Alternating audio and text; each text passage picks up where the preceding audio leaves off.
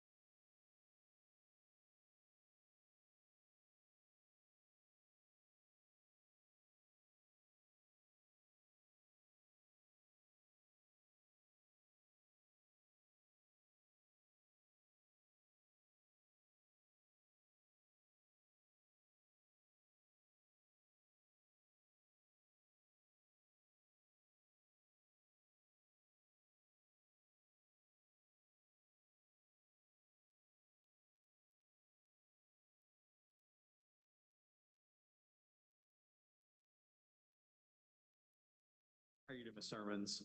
I'm doing well. How are you? Doing well. Is that pronounced correctly? Yes, sir. All right. I'm John Kirtley. I'm the Director of the Board of Pharmacy. I'm going to tell you kind of who you're speaking to at this table and a couple things about our procedure this morning. First of all, on this side of the table, we are all staff here at the Board of Pharmacy. Myself, Dr. Brenda McCready is our Assistant Director. Ms. Ashley Bales is our Attorney and Legal Counsel.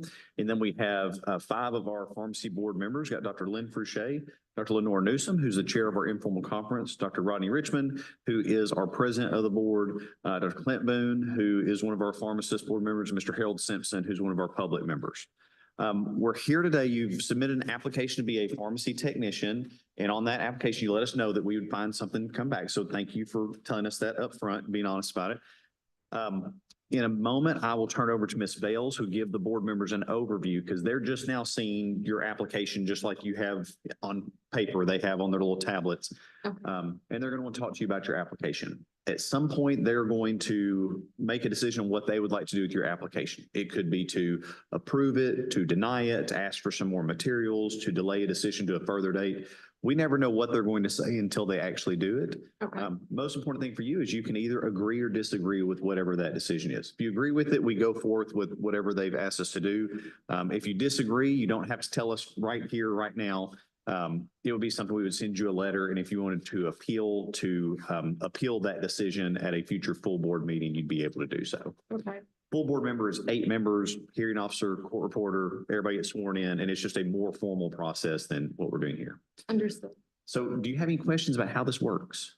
So far you've been thorough and I appreciate Okay. that. So I'm very eager to get it, started. If you change your mind, there's something you want to ask us about, realizing you've never sat in that chair, by all means, wave your hands, get our attention, ask us any questions that you have, and we'll try to do our best to answer them. Thank you. Okay. Ms. Bales? And we brought Ms. Sermons in for the committee's consideration. On her application, she did disclose that something would come back on her background check as far as arrests. On February 17th, 2022, she was arrested by Knox County, Tennessee Sheriff's Department for attempted simple possession and domestic assault misdemeanor offenses. The domestic assault was dismissed and she entered into a diversion program for the drug offense, and then she completed that program successfully.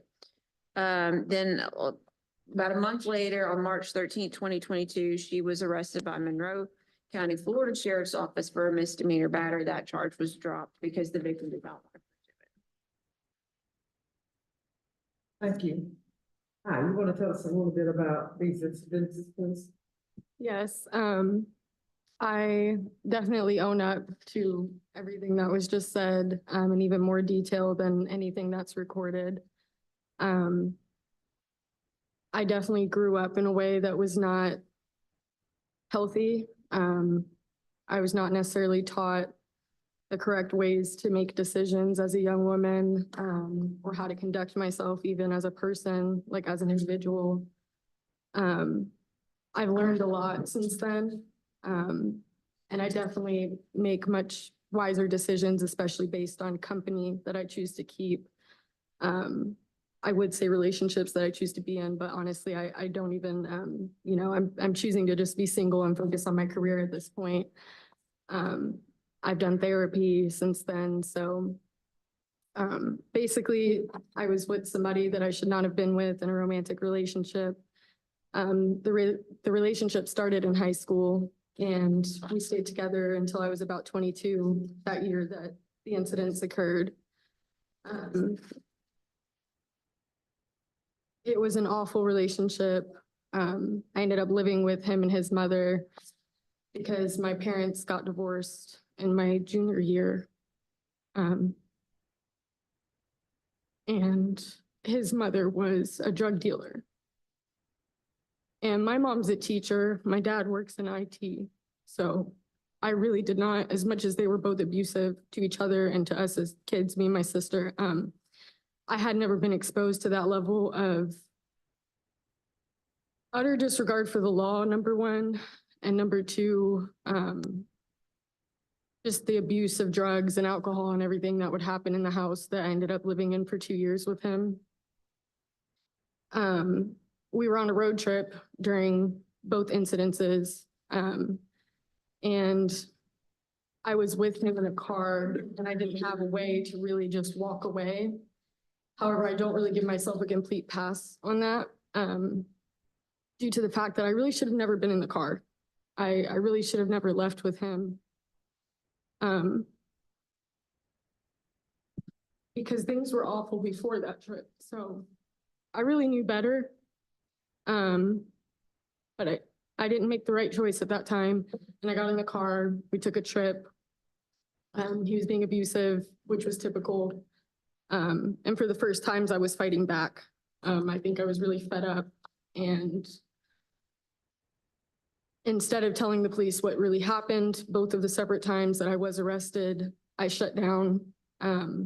I've learned recently through a lot of therapy that that is due to most likely either my complex post-traumatic stress disorder, and just in general, my anxiety levels that I had at the time. I've definitely learned some really good ways to cope with those and kind of move through and forward from those since then. But at the time I was very kind of harebrained and scattered as far as, you know, trying to give myself a good,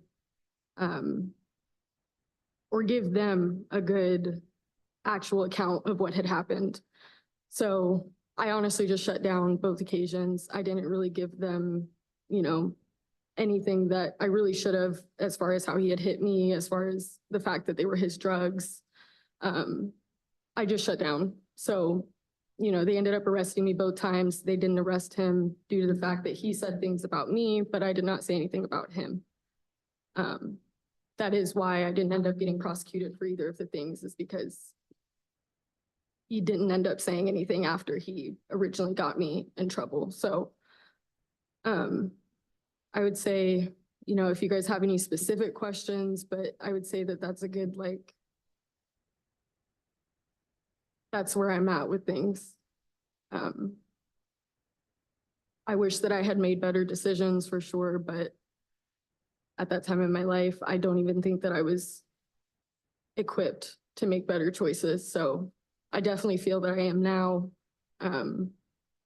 And I feel like my biggest goal in life at this point is to just not let any of that define me, not just the stuff that you guys have documented and recorded right now, but the things that nobody knows about that I grew up with and went through on my own. So.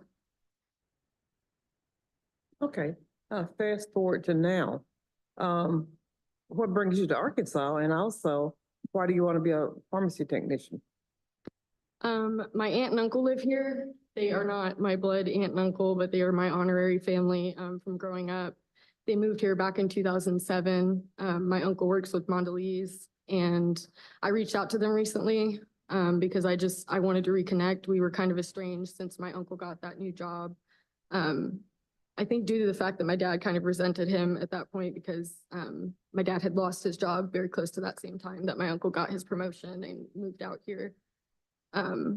So we reconnected recently. I told my aunt, you know, about my efforts that I was making on my own to try to better myself and get back on track since that relationship and those incidents. And she offered for me to come stay with them and live with them and get on my feet and really save some money, because it's been pretty hard to not save any money having moved out since 17 and take care of everything on my own. So I'm here for opportunity. I'm here for growth. And the reason I want to work for the pharmacy board is because I want more clinical exposure for my resume for med school. I'm currently a phlebotomist with Grifols. We're out of Biomat, but Grifols owns tons of plasma donation centers across the country. We do plasmapheresis and we derive medications that save lives. So that's what I want to do with the pharmacy, is just learn a lot more, eventually earn my certification and get to work with immunizations, which would be a whole different gauge of needles and have a whole different impact on top of, you know, what I already do currently. And so you're currently with Walmart? Technically, yes, I'm hired, but they are waiting. They've been incredible in working with me as far as waiting on a response from you guys, because at first, you know, they let me job shadow quite a bit, but at a certain point they were kind of like, okay, we need an answer or else, you know, we kind of got to pause things for right now. So dependent on, you know, if I'm able to get my license, then yes, I am hired. Okay. I just one specific clarification. I read your statement. You said the marijuana belonged to your boyfriend. Yes, Do you smoke marijuana? I do not. Okay. Have I you ever? absolutely do not. I have in the past, and it was definitely due to the way that he would make me feel when I didn't with him. And also not just the way he would make me feel, but also how I felt, just like without him saying anything, because he was just so different, when he would get high. So it was lonely if I wasn't with him. And by that, I mean high with him. But I didn't enjoy it, like as an individual. I would never smoke by myself, even when I was actively smoking, and I haven't smoked in over 2 years. So, no, I don't currently smoke. And you don't have a medical marijuana card? No, and I've never wanted one due to the fact that, I've been offered one by therapists before because I have complex post-traumatic stress disorder, but I don't want anything that is going to prevent me from working in the medical field ultimately, because that is my goal. So I'm willing to just use the other coping mechanisms and tools that I've learned and continue to learn about rather than go that route. So you haven't smoked any since you haven't smoked since you were in the diversion program? Correct, no.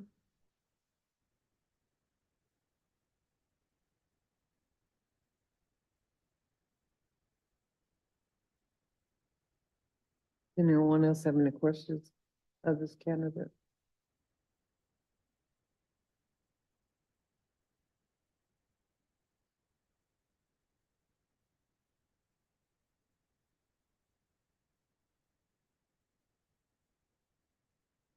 I make a motion that we approve this request for application. Okay, I have a motion to second. Any further discussion? All in favor of the motion signify by saying aye. Aye. Any nays? The motion passes. Now that's if you agree with it. Thank you so much. I 1000% agree. And I Absolutely. really appreciate the opportunity, and I will definitely make y'all proud of it. Absolutely. Thank you for coming in. Best of luck with your studies. Yes, and safe travels back. Thank you.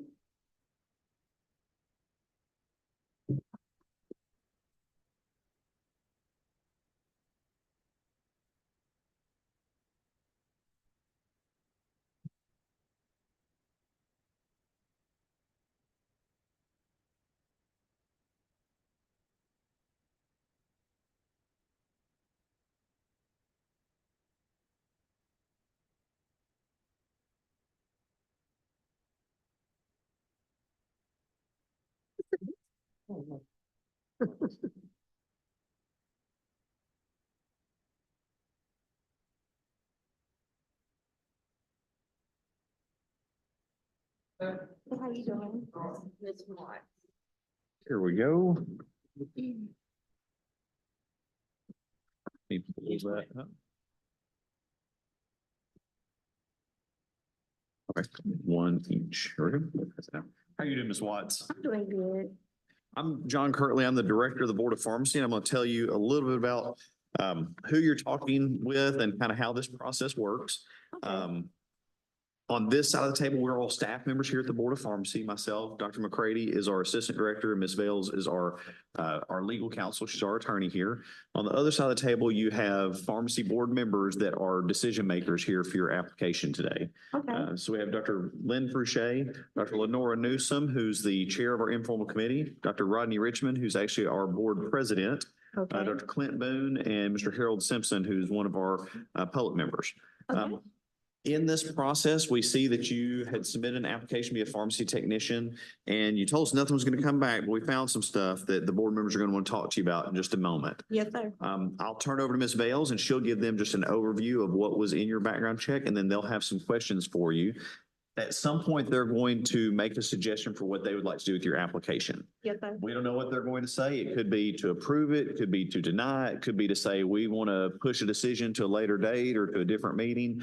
We don't know until they do that. And the most important thing for you is you can either agree or disagree with their decision. Yes, sir. If you agree with it, we go forth with whatever they've asked us to do. If you do not agree, then it's something like we would put, send you a letter or tell you in writing what they said, and then you would be able to either say, kind of forget this and walk away, or to request a formal hearing before the full board at a later date.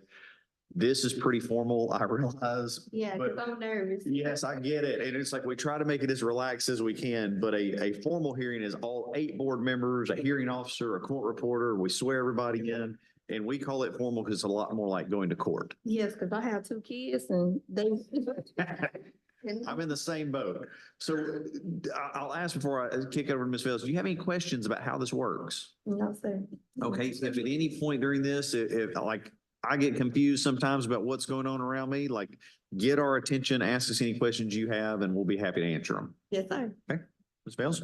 We brought Ms. Watson for consideration in the committee today. As Dr. Kirtley said, she didn't disclose any arrests, but we did find one on her background check from September 24, 2023, where she was arrested and charged with cruelty to animals. She pled guilty or was found guilty and was sentenced to $660 fine and court cost. Not originally included in her packet, but she has submitted a receipt where she's taken care of that charge. But her non-disclosure of the arrest is basically what brings her in here today. How you doing today? I'm doing good. Will you tell us in your own words what happened? Yes, ma'am, I sure can. I was at home. Like I said, I have 2 kids. That was at home with them, trying to stay occupied with them. I didn't even know the dogs was back there in my backyard. I have a fence, and on the side of the house, you can go through there. And he was coming from another dog. So by the time I realized the dog was back there from hanging, the police had knocked on my door. And I was trying to explain to him that I didn't even know the dog was back there, and I had 2 kids at home. I have a 5 and a 4-year-old. So when I was trying to explain that to him, he was telling the other police, just write her a ticket. What happened to the dog? It was over the fence. The dog was over the fence? Yes, Was the dog ma'am. injured? No. So what did you do that got you charged, or what did they say that you did that got you charged with cruelty to animals? He didn't even give me a chance to explain it. He just told the other police to write me a ticket. And I was trying to tell him, it's not my dog. They let the dog go. Was it a dangerous dog, like a? I don't know, because he was not mine. Yeah. So I don't know. And I was looking after my 2 kids, because I don't know if he would have got off the fence and could have did anything to my kids or me. So like I said, I was telling the police, it's not my dog. And he was like, just write her a ticket. So when he wrote the ticket, I got it. And I went That's to right. court. Yeah. And once I went to court, by the time I went to court, I told the judge it was not my ticket. He told me to do 2 years in jail or pay the fine. So I just went on and paid the fine because I have, looking after my kids, like I have 2 kids that needs me. And I was like, I just couldn't, I couldn't do it. So I think to maybe help clarify, you have your own dog that was back there, and this was the second dog? No. So there were 2 dogs in your backyard? Dogs. One of them got away. One of them was running from another dog. And it sounds like one of them was hung up with like a leash or something Yes, sir. on the fence, so it's choking it. Yes, sir. Yes, So sir. that, 2 dogs run through your backyard, one of them gets stuck on the fence, Yes, police sir. show up and say, it's your fence, your Yes, responsibility. sir. Yes, sir. And I told the judge that. He told me I could have did 2 years in jail, or I could have paid the $660 that I paid. And I was looking after my 2 babies, and I felt like that was not right.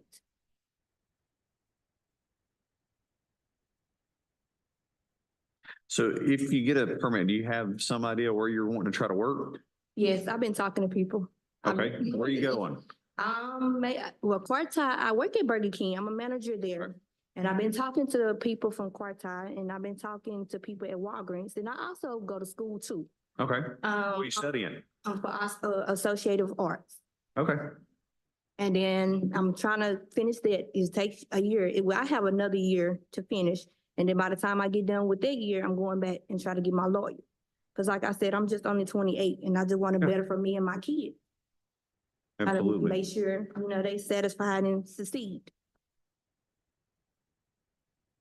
Well, you got the Murphy Promise down there, so Yes, sir. Help. Yes, sir. Yes, sir, I do. Yes, sir, I do. And I'm going to use it, so. good.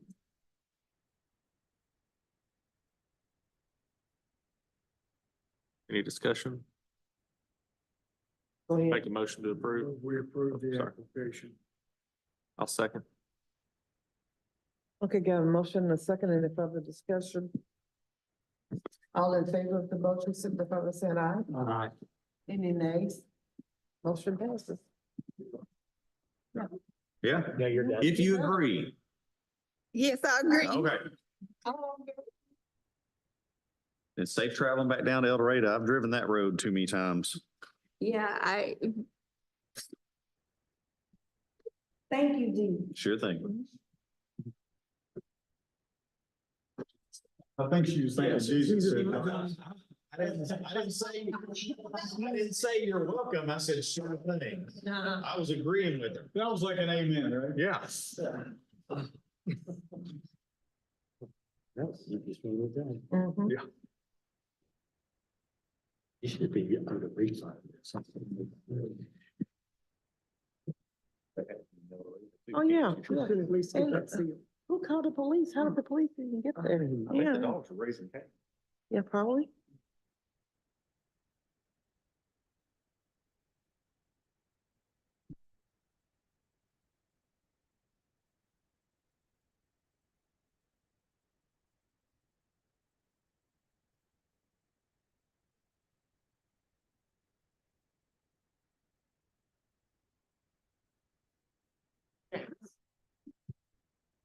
How are you today?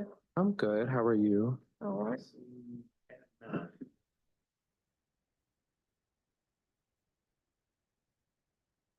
How you doing, Mr. James? I'm doing good. I'm John Curley. I'm the Director of the Board of Pharmacy. I'm going to tell you a little bit kind of who you're talking to and how this process works. On this side of the table, we are staff members here in the board offices. Myself, Dr. McCready is our Assistant Director. Ms. Bales is our Attorney and Legal Counsel. On the other side, we have 5 of our pharmacy board members that are all decision makers here on your application. So we have Dr. Lynn Pruchet, Dr. Lenore Newsom, who's the chair of our informal conference, Dr. Rodney Richmond, who's our current board president, Dr. Clint Boone, and Mr. Harold Simpson, who's one of our public members. In this process, in just a moment, I'll turn it over to Ms. Bales to give us an overview of what had come back on your application. You did tell us that we would see something, so thank you for letting us know that. And then in a moment, the board members will want to have a conversation with you about your application. Okay. At some point, they're going to tell us what they would like to do with your application. They could say they want to approve it or deny it or postpone a decision to a later date or ask for some other paperwork. We don't know until they make that decision. Gotcha. Most importantly for you, you can either agree or disagree with their decision of what they've suggested to do. If you agree, we go forth with whatever they've said. If you don't agree, it's something like we would send you a letter, kind of explain whatever they had done, and you'd have the opportunity to either say, forget this, walk away from it, or to say that you wanted an appeal hearing before the board at a future date. Gotcha. And we call that a formal hearing. I realize this is pretty formal, but that would be all 8 board members, a hearing officer, a court reporter typing everything out, and we swear everybody in. So a formal hearing is just more formal than this and is a little bit more like going to court. Okay. So I always ask, do you have any questions about how this works? No, sir.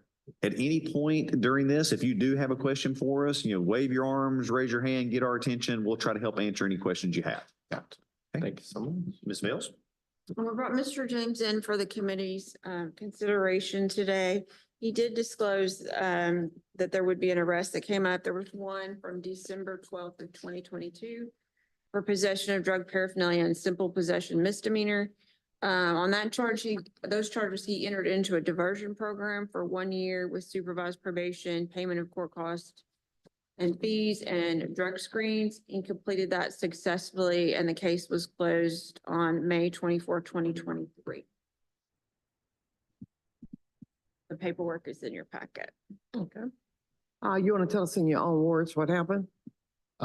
So around that time, I had lost both my parents. So I was going to go pick up a friend from college and didn't know they had that with them. But I was partaking in it as well, before picking them up. But since it was in my vehicle, I had got the charge since they weren't driving the vehicle and didn't have any license with them. So I just caught the charge for the possession. Okay, have you been in, any type of trouble since then? No, ma'am. And what brings you to Arkansas in the world of pharmacy? Currently, I am a certified senior technician at Walgreens in Memphis, Tennessee. And I plan on, at the end of this month, moving to Arkansas and West Memphis. And I had got, like, guaranteed a job over there, just I would have to have my license to start working. So I was just trying to get that situated so I'd be able to fully move over to West Memphis. Currently, I'm sorry. So currently you have a pharmacy technician license in Tennessee. Yes, sir. And are they aware of the charge that Yes, sir. you reported that to the Tennessee board? Yes, sir. Because Okay. during that time before, I'm so sorry, before I was able to get my license over there, they also withheld the process. And then so I had to appeal to them and then they gave me the license. Okay. Now, do you smoke marijuana now? No, sir. After that, well, mainly the end of last year, I had stopped. So currently I haven't since the beginning of January. Okay, so I can assume you don't have a medical marijuana card? Yes, sir, I don't, because I haven't moved over here yet. And I won't. It's not, Tennessee has medical marijuana, right? I don't remember. I don't. You don't think have a so. medical marijuana card anywhere? Yes, sir. Yes, you don't? Yes, sir, I do not have a Okay, medical thank you. marijuana card. Thank you. Are you aware that you cannot have a medical marijuana card and be a technician? I was not aware, but I will not get one. Yes, ma'am. There are some issues and you could have 15 attorneys have, about 100 different fights on this, but in healthcare, it's a safety or security conscious position. And there's some carve outs even on the legal ability to use medical marijuana that you cannot necessarily do that if you're in a safety or security conscious position. So if you're in a job where you have to handle health records, social security numbers, firearms, controlled substances, which, pharmacy tech goes into the health records and potential social and definitely controlled substances, then you don't actually necessarily have that right because it could be an impairing substance and it's still a federal illegal drug. Yes, sir. So it's kind of one of those where we generally tell people you can either choose to use marijuana or work in pharmacy. Gotcha. So just to clarify, because I was a little bit unclear, you last used marijuana what date? Or I would say probably near November, like right after probably Thanksgiving of last year. Okay, so it's been about 6 months. Yes, Okay, sir. about- Any other controlled substances that you partake or have partaked of? No, sir. Partaken of? It was just marijuana. Okay. So I'd say depending on what type of drug testing someone would do for you, your hair is long enough that it might still be in the ends of your hair. Most likely, yes, sir. Because it's going to continue absorbing in your hair, your fingernails for a period of time after you quit using. So you may very well be able to pass a urine screen, but if there's any other advanced screening, you may not be able to pass. Yes, sir.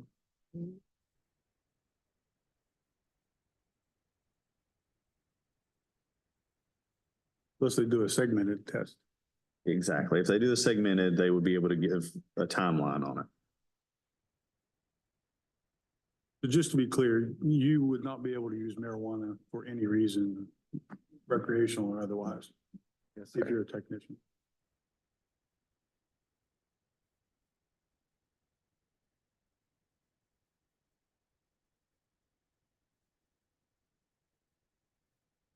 I'm curious. So this arrest happened. Then you went through a 1-year supervised program with drug screens, which presumably, well, maybe I shouldn't presume. Did those drug screens come back negative? Yes, sir. How many times were you screened? About once a month. I had to contact them the last Monday of each month. Okay, so you were arrested in December of 22. At some point, you had your hearing or went to court. You had a 1-year supervised probation with drug screens, and then you started using marijuana again? Yes, sir. It was just to help with my nerves. But I did stop after.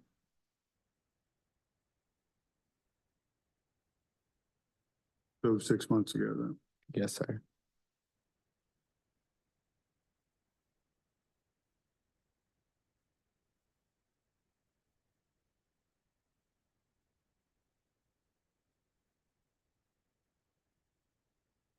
I would assume if you knew the time that you were having your test, these were urine tests. In Barton, yes, sir. Okay. And so you would smoke after your test or in the weeks previous and then stop with enough time so that it didn't show positive. No, sir. Yeah, I was just asking if you planned it in order to or did you not use marijuana at all during that I entire didn't time? use marijuana at all during that time because it was for a full year.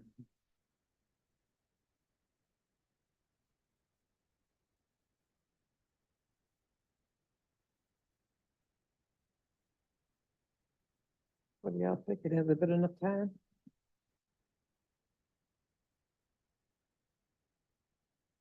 It seems like a very short period of time and that you relapsed in the past because you were arrested.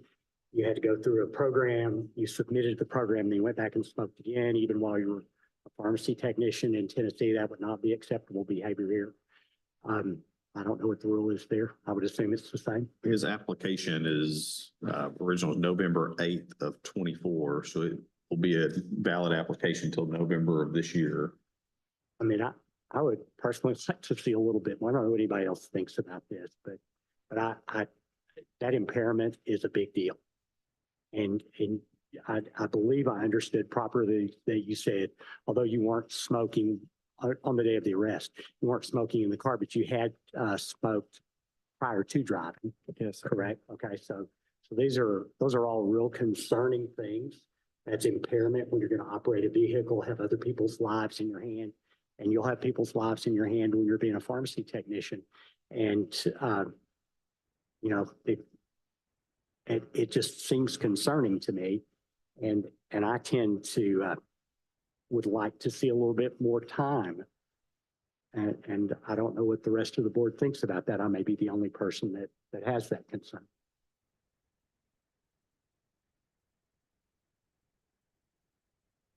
One, I appreciate your honesty. One of the issues is that you answered on the application that you're not currently using marijuana, but then you said that you are today. You said you did at the time of this application. I think that's a concern, if there was to be a delay, maybe that would give some more time, but that's up to everyone.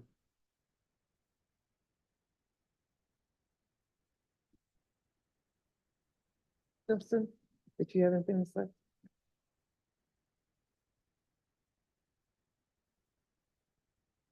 So what is the will of the board?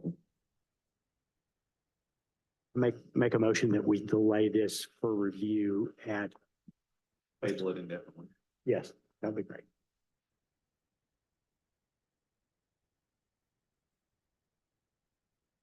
I'll second it. Got a motion and a second on the floor. Any further discussion? All in favor, signify by saying aye. Aye. Any nays? The motion passes. But what they're basically saying for you today is they're not going to vote to approve your application at this time. They're also not going to vote to deny it, because if they vote to deny it, that would actually be seen as an adverse action against you. They're just tabling it.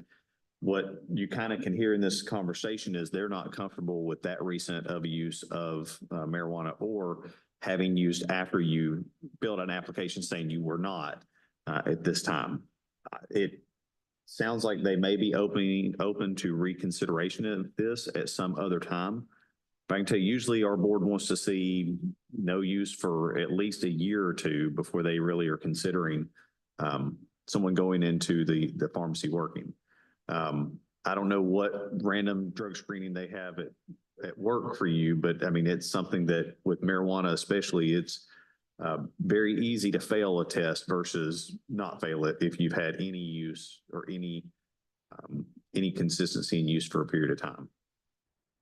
So that's kind of where they're standing today. We'll put this basically in writing for you also and send you a letter letting you know that they tabled your application at this time.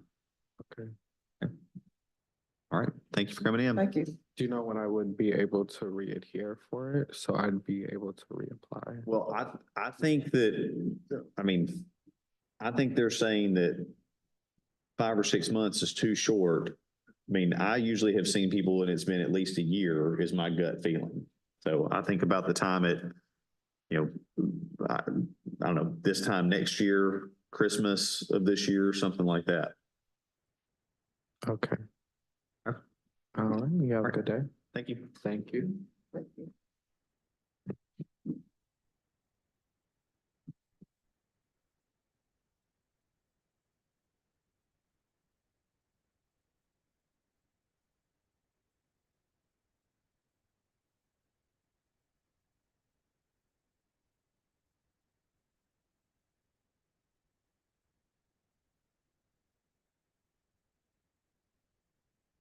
It was out there at least 6 inches long.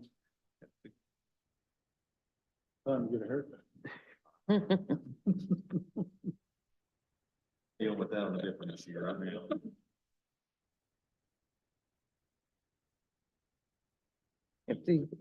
Y'all want to take a 10-minute break? You can. Yeah. We're going to take a break till our next one shows up. Should be 2:00. You keep eating on. No, my statue's over here. Hey, Rodney, this is the double man.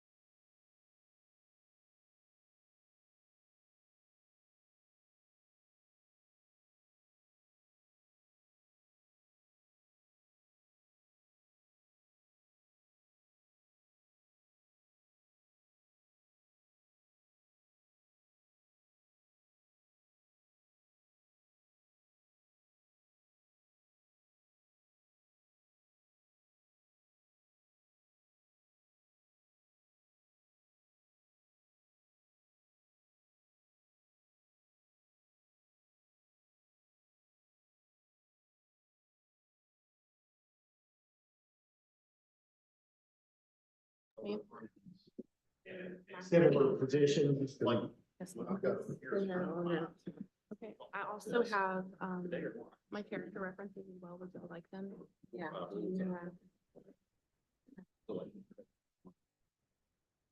Hey, you want to look at what I'm working on, just so you know when How to make you're multiple asking. copies. This is one of them. Yeah.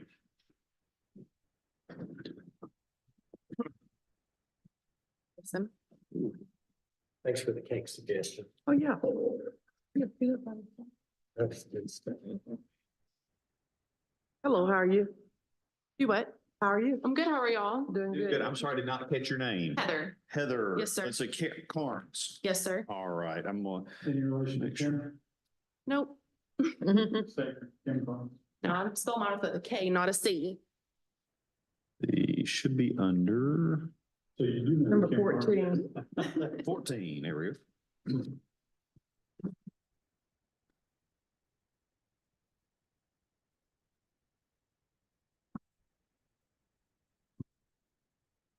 We have got her pulled up. Thank you very much. All right, so Ms. Carnes, I'm John Kirtley. I'm the director of the board. I'm going to tell you a little bit about kind of who you're talking to this afternoon and just a couple things about our procedure. On this side of the table, we're all staff members here at the board. Dr. McCready will probably join us in just a moment. She's our assistant director. Ms. Bales is our legal counsel. She's our attorney. On the other side, we have 5 of our pharmacy board members. So we've got Dr. Lynn Fouché, Dr. Lenore Newsom, who's the chair of the Informal Committee, Dr. Rodney Richmond, who's our current board president, Dr. Clint Boone, and then we also have Mr. Harold Simpson, who's one of our public members. On yours, it's a little bit different because it was part of a renewal application where you had sent us some information that you told us, I think, back in something that happened in 23. But overall, the procedure is pretty similar. In a moment, I'll turn it over to Ms. Bales, and she's just going to give an overview of kind of the case of why we're here today. Then the board members are going to want to talk to you about that. Yes, sir. At some point, they're going to say, here's what we would like to do about this situation. And we have no idea what they're going to say going into it, but whenever they make a decision or suggested action, then it kind of kicks into a thing where you can either agree or disagree with it. And it's not a choice you have to make sitting right there, right now either.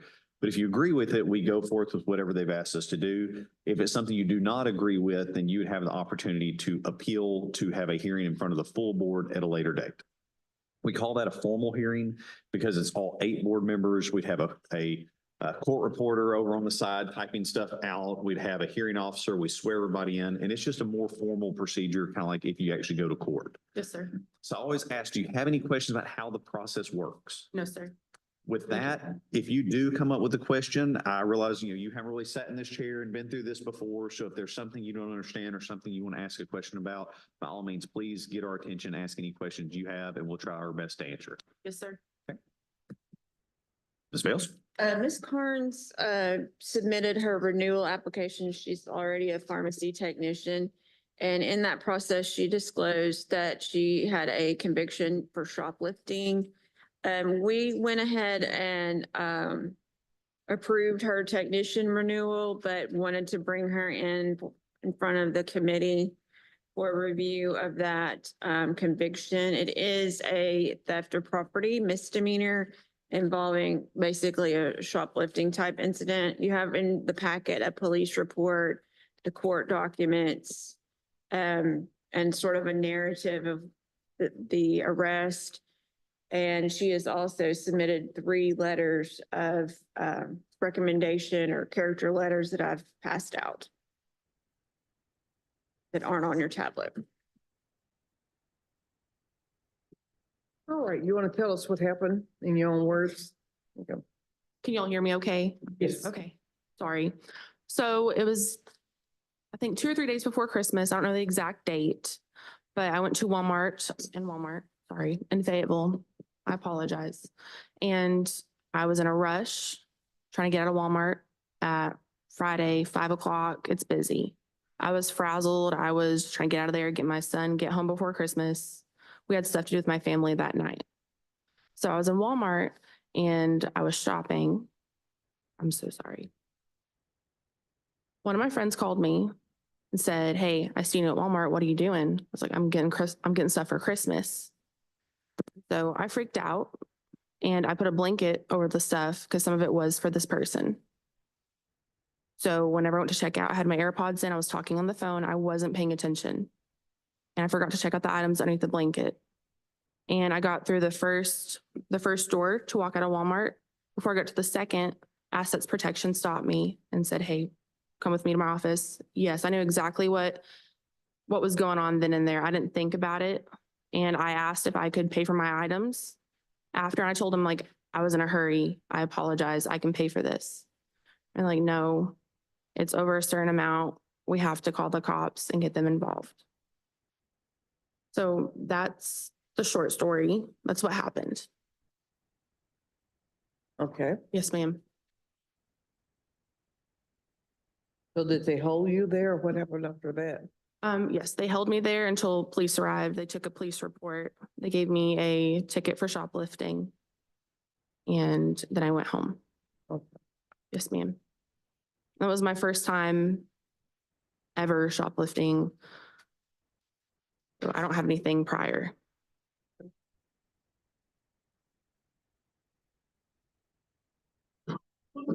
Have you ever taken anything in the past, No, sir. anywhere, whether you were caught or No, otherwise? sir.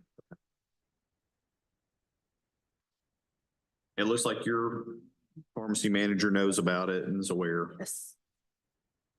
I told him promptly after the incident. So he was aware.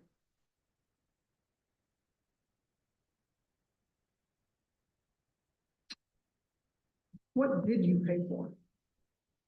Like, as far as amount or like items? Just roughly. I believe what I paid for was like over 200. Yes, ma'am. Because looking at the list of these, it's kind of random things that, Mhm. I mean, it's not all gifts. There's consumables, you know, butter, biscuits, Yes. different things. Yes, So they were ma'am. just all under the blanket. Yes, ma'am.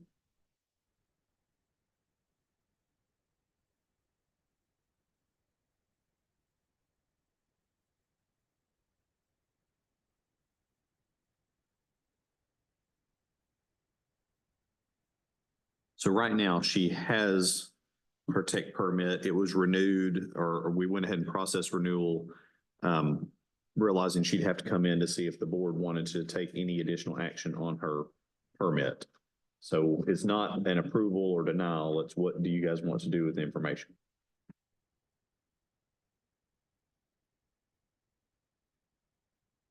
I move we receive the information and take no further action.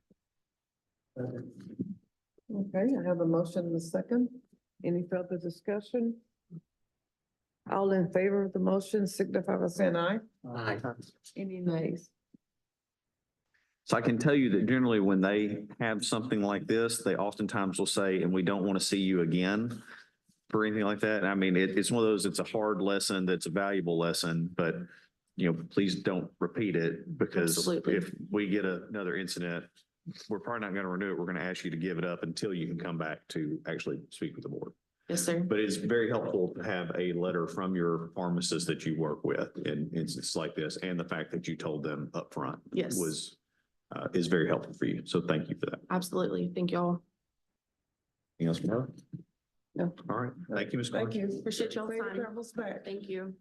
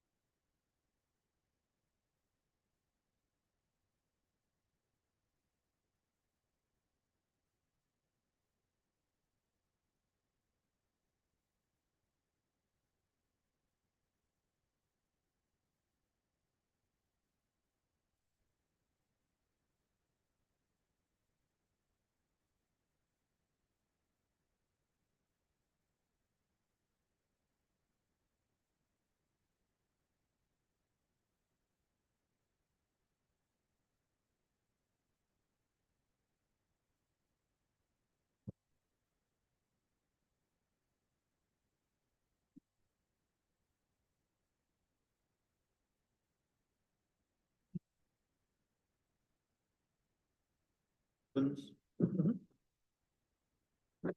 it Woodhams or Woodhams or? It sounds like Woodhams, but it's Woodhams. Okay. Yeah. Well, Mr. Woodhams, I'm John Curtley. I'm the Director of the Board of Pharmacy. I'm going to tell you real quick about kind of who you are speaking with this afternoon. It's under tab 12 for all of our board members. And a couple things about our procedure. On this side of the table, we are staff members here in the board office. Myself, Dr. McCready is our Assistant Director. Ms. Bales is our Attorney and Legal Counsel. And on the other side, we have 5 of our pharmacy board members that are decision makers here today about your application. Okay. Well, here we have Dr. Lynn Fouché, Dr. Lenore Newsom, who's the chair of the informal committee, Dr. Rodney Richmond, who's the president of the board, Dr. Clint Boone, and also Mr. Harold Simpson, who's one of our public members. On your application, you told us that nothing was going to come back on it. We did find a couple of things that the board members are going to want to talk to you about, why it wasn't on the application and also what happened. First, I'll turn over to Ms. Vales to give them a brief overview of what was in the application. And at some point, when the board members are talking to you, they're going to make a motion of what they want to do with this information in your application. It could be to approve it, to deny it, to table it, to say they want some other materials. We don't really know what they're going to say until they get to that point. But most importantly for you, you could either agree or disagree with their decision. If you agree with it, we go forth with whatever they've asked us to do. If you disagree, we would put what their decision would be down for you or explain it to you. And then you could either kind of say, forget this and walk away, or request a hearing before the full board at a later date, which we call a formal hearing. I realize this is pretty formal, but a formal hearing technically is all 8 board members, a hearing officer, court reporter, everyone swears in, and it's just a more formal procedure similar to going to court. With that, do you have any questions about how the process works? No, I do have on me, a couple of letters of recommendation. I don't know who to give that to. Received. Yeah. Okay. We'll be happy to make some copies of those. I bet Clayton can help us with that unless you just want to pass them down.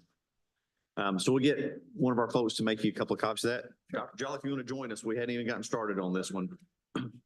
It's going to be under tab number 12 for you. Dr. Jolly is also one of our board members. But anyway, if you do have any other questions about how something works or any clarification that you need during this, by all means, wave your hands, get our attention. Any questions you have, we're going to do our best to answer. Sounds good. Okay. Then I'm going to turn over to Ms. Vales. We asked Mr. Woodhams to come in for the informal committee's consideration today. A couple of things came back on his background check. One on May 5th, 2009, he was arrested for DWI. His blood alcohol content at the time of the arrest was 0.17. On June 18th, 2009, he went to court, pled guilty to the charge, and was sentenced to $815 fines and court costs, community service, DWI school, and his jail time was suspended. Then on June 30th, 2017, he was arrested for shoplifting. We don't have court records of those, so I can't, we'll have to ask about the disposition of that charge, but he did not disclose these arrests on his application.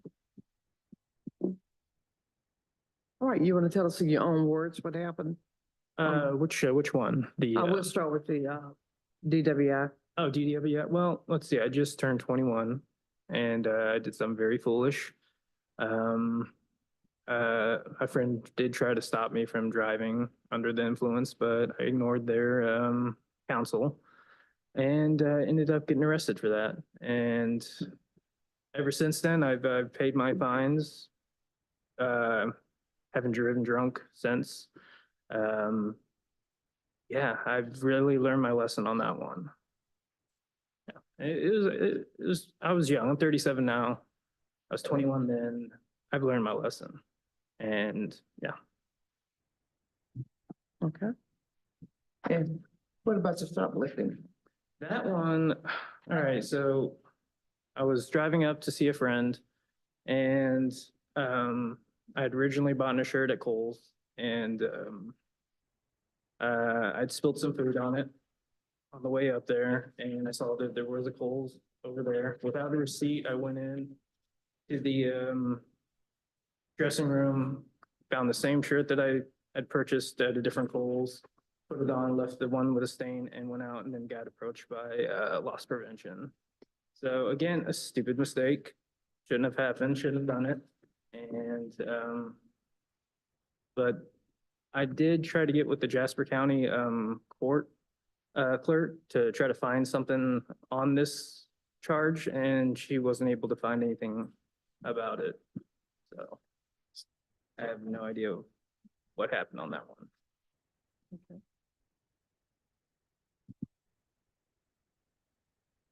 I'm just curious, I'm missing a step on the shirt. Did you do something to damage the shirt or was the shirt defective in some way? No, I had accidentally, I stopped and I got a burrito and, spilled some on my shirt. So, yeah. And you thought that Cole's policy allowed you to substitute that? That's, No, that was just a stupid mistake. okay, I Yeah, got you. that was just a All right, dumb kid move. I got Yeah. you.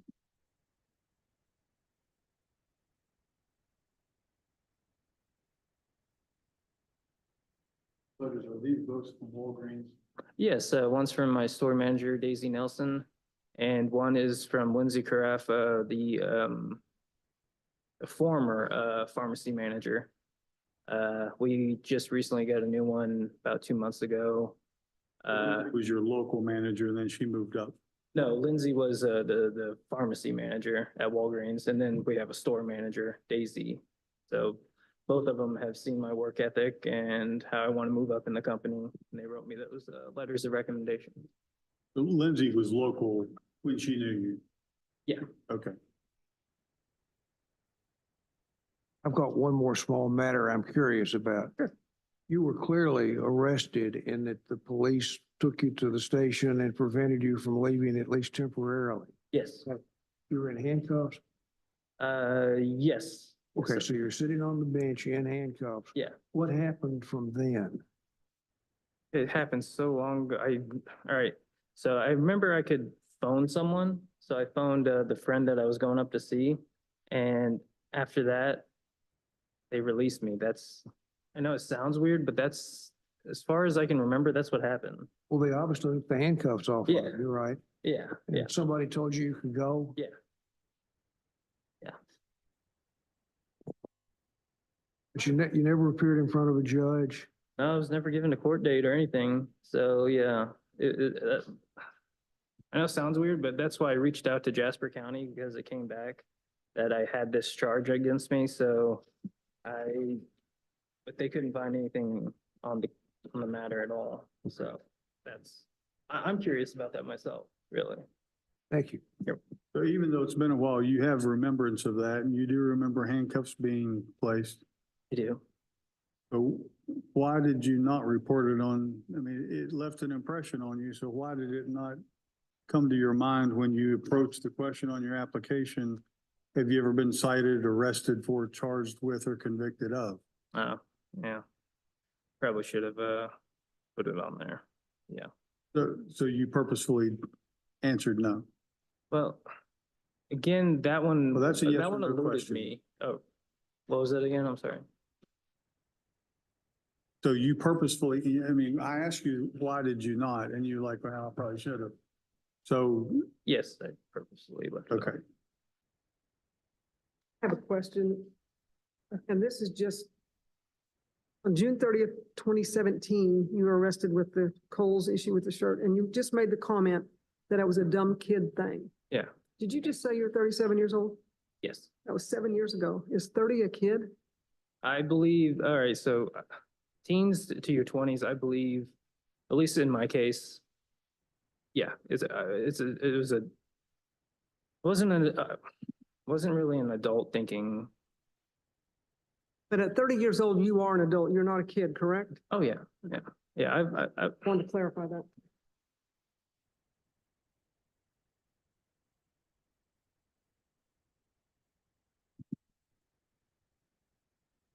And so why do you want to be a pharmacy technician? all right, it's not so much I want to be a pharmacy technician, it's that my emerging store manager job requires that I get one. And eventually, as an emerging store manager, I want to become a store manager. And as a store manager, that also requires you get a technician's license. And, you know, in the meantime, like with the technician's license, of course, I want to learn how to help the pharmacy in any way I can, so. But the main reason is, yeah, I want to take that next step. And in order to do that, I need my license. Thank you.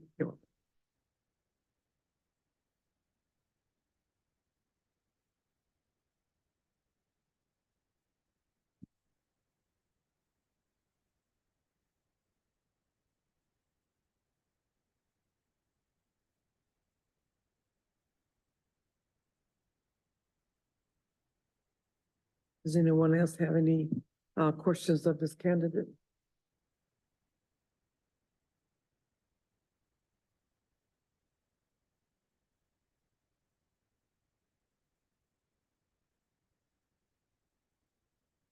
I'll just make a comment. The DUI has been, what, 16 years ago?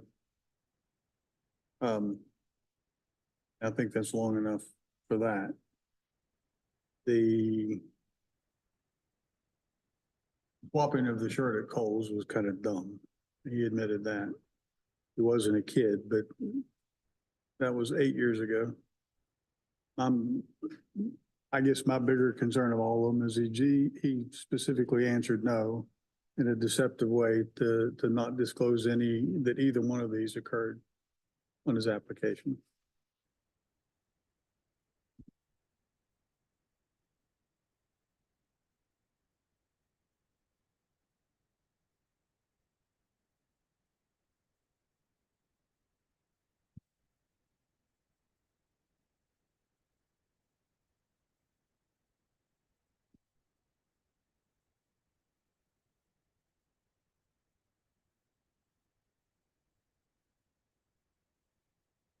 Any comments from anyone else?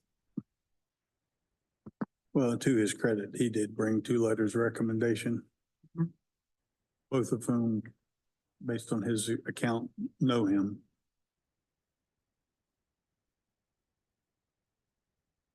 I'm curious, did these 2 people know why they were writing the letters? My knowledge, yes. Oh, I mean, to your knowledge, you told them you had a background issue and what it was? Yep.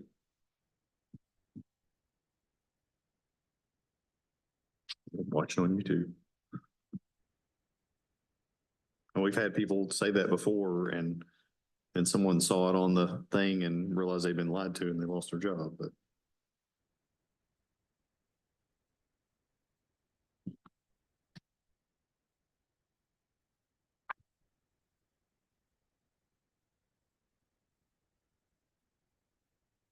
Unlike the others we've seen today. Unlike the others we've seen today, neither of these say anything about knowing about these arrests. Yeah, that's why I asked. Okay.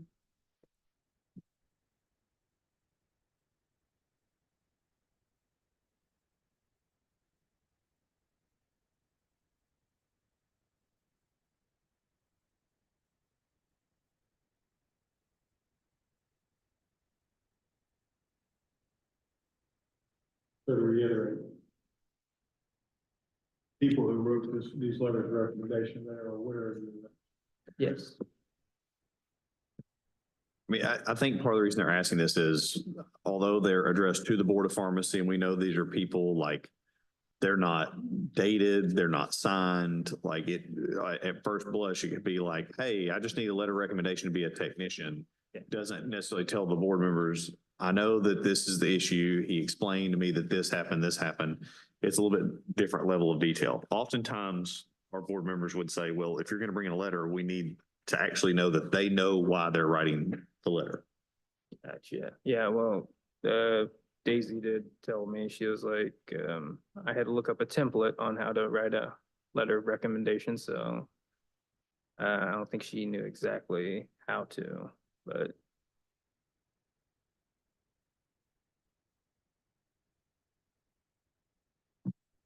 So I'm hesitant because of the lack of reporting this on the application, and that sounds leanings toward dishonesty, as does the call swap out on the t-shirt, because you knew. I mean, we'll be realistic, we can call it stupid, but you knew. Yeah. And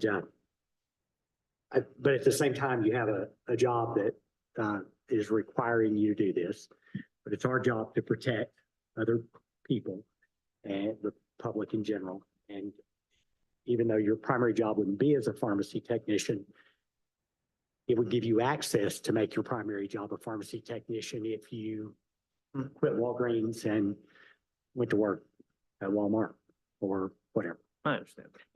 And so it's a little more far reaching than that. I personally would feel better about, it does seem, well, let's just say your answer to John, whenever he first asked you if these people knew that they were writing and that they were writing this letter of recommendation and that you had these two arrests. Mhm. Your answer to him seemed very loose, somewhat aloof. We'll say that.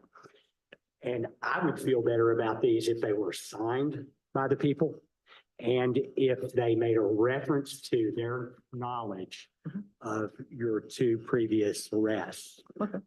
And I think we could, at that point, have a better discussion on this. What are you guys? Lenore, what do y'all think? Yeah. I mean, for us to move forward, I think that is something an action that could be resolved. And if you have indeed told them, it's clerical. If you haven't told them and you're just in an awkward spot right now, that'll be for a discussion for you to have with them. Gotcha. What you're saying makes sense. Perfect sense. All right, and is anyone in agreement? I would just point out one thing for the board's consideration. These two events we're talking about took place, what, 8 and 12 years ago? Yeah. Yeah, for sure. But the application on the pharmacy, that's current. I mean, the other things, sure. I mean, we can give some. So I'm going to make a motion that You want a new letter disclosing for what both they of these individuals, and I want it to be signed and dated. And I want a wet signature on it. And I want them to acknowledge that they're aware of your two previous arrests. Okay. And that they still feel that way about you. Absolutely. Do I get a second to that motion? Or can staff, can approve it? Yeah, once we get the letters and review it, we would be able to then process it. Okay, I'll second. Y'all got that motion? Okay, I have a motion and a second. Any further discussion? If Go ahead. either one of these is not available, are we gonna allow somebody else that's there to, In an you know, if equal that's the position. pharmacist? Yeah. It's just that one isn't there and if it's no longer there. Okay. I don't yeah, know that's what date reasonable. that was. What do you mean? The pharmacist has, Lindsay She's in Defoe. Deerfield. That's why I asked, she was writing regarding her knowledge of him. It's just that she's no longer the local manager, she's in Deerfield, Illinois. Now in pharmaceutical integrity. Yeah. We're still with Walgreens, right? As a PRN. And to my knowledge, she went to a different pharmacy, Infinity, I believe. But I mean, I guess to your point, I would be okay with somebody else as an alternative. It would just have to be somebody that has specific knowledge of your work history. As well as the other things that Dr. Ray wants you to acknowledge. Any more discussion? All in favor of the motion, signify by saying aye. Aye. Any nays? The motion passes. We will get that reduced rate and sent to you. I'll tell you the easiest thing to be sure that they know what we know is to show them the packet that you got. So, You got it. All right. all right, Sounds good. All right. thank you. Thank you. Thank you.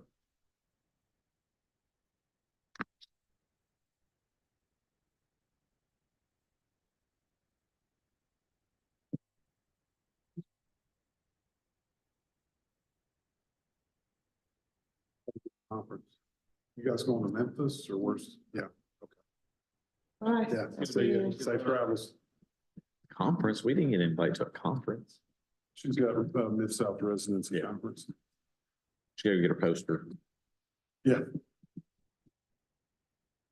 That was my first, as a resident, that was my first presentation to a large group. Really? There's 300 people at the University of Wow. Georgia. Yeah. Yeah, I tell you, I remember before we were going, I remember people saying, take some Inderol. So somebody gave me Yeah. 10 milligram tablets.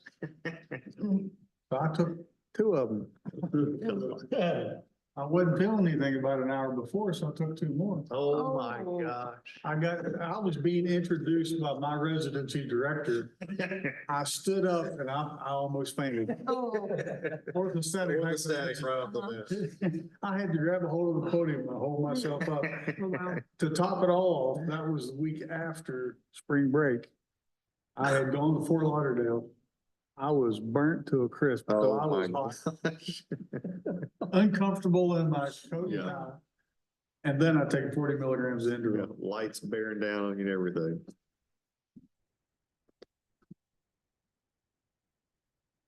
All right. Hamilton should be under tab 15. 15.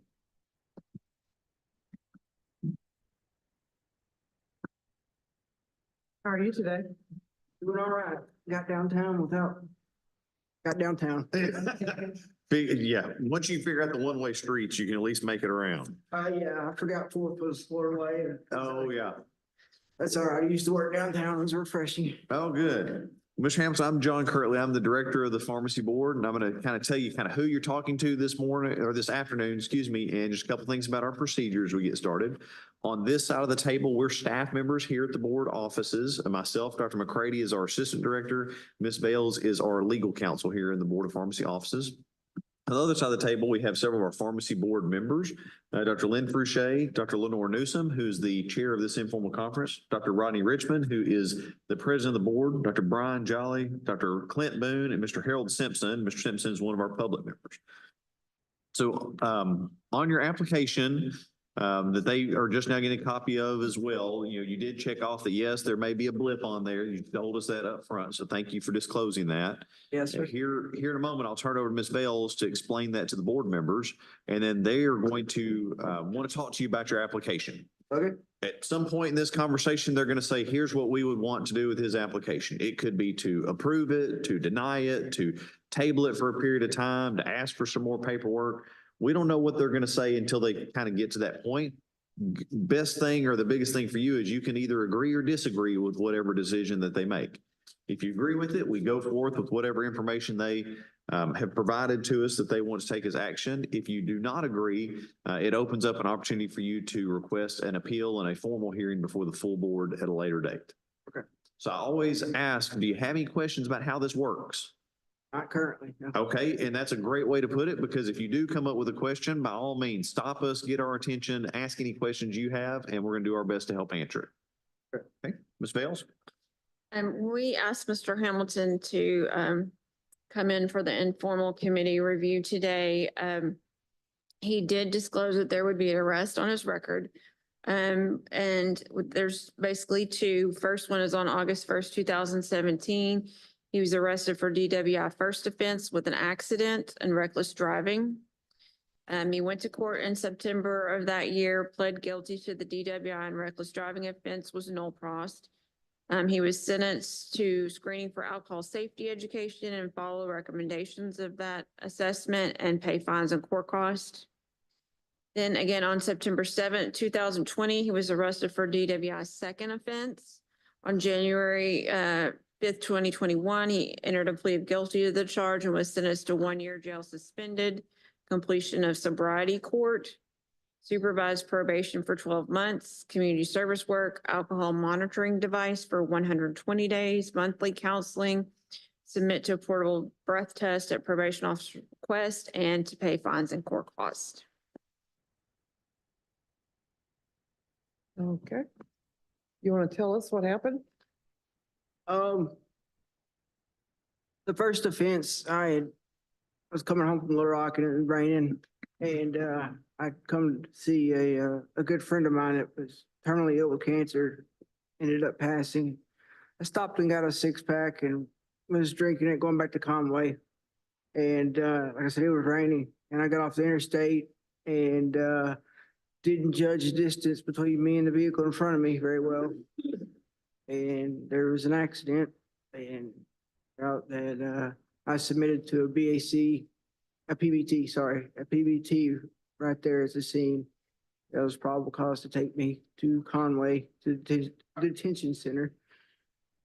And of course, I failed the breath analysis there, so they charged me with the DWI, and I subsequently pled guilty to it and followed all the requirements, and my certificate of graduation from the alcohol rehab classes is in this packet.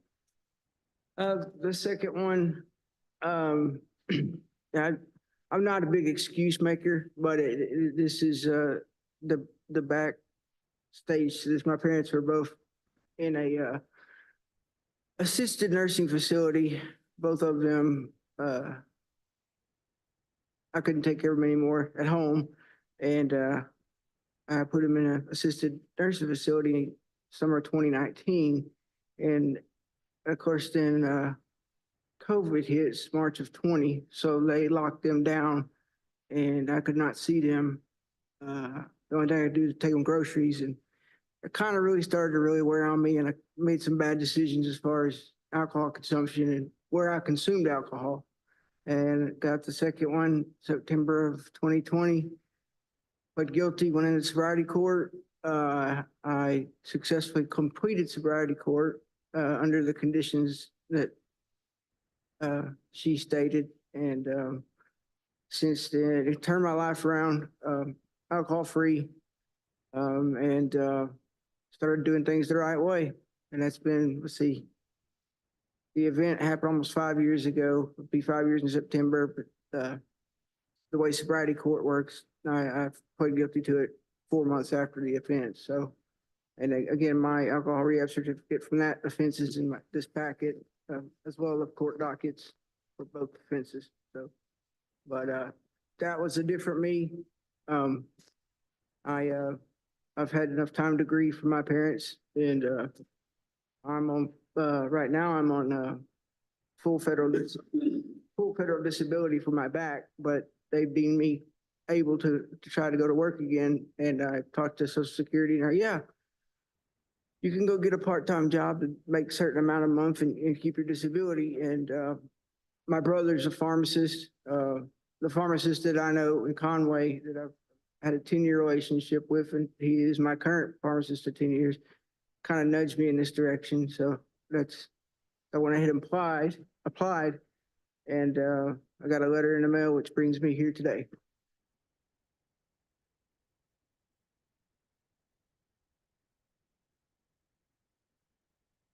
And you haven't had any other problems or incidences since? No, ma'am, not since September 2020. Okay. When did you say you no longer drink? Do you still drink? Occasionally socially, if that, but definitely nothing that's gonna bring the consequences that I suffered with these two previous instances. Thank you.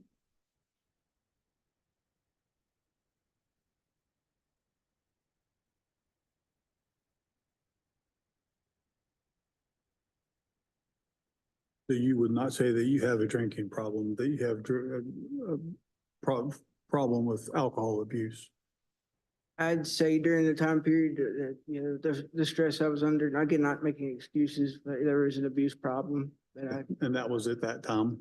that was back at around between 2017 and 2020, when my parents were physically going downhill, and I was their caregiver, and it turned into, I was the one that put them into assisted living. But like I said, after the offense in 2020, that totally, I was in sobriety court for 15 months, and there's for the first 120 days, you have a blow machine that you have to blow in so many times a day, and after that, we had random urine drug tests, and if they found anything, then you were going to get sanctioned. I learned from that experience, and like I said, I had this. I grew to like my you had to go to a counselor, to a psychiatrist or psychologist, whichever. And I've been going to him ever since then. I really, I find that helpful, so. So since then, you drink socially, but you don't have a problem with alcohol abuse? Correct.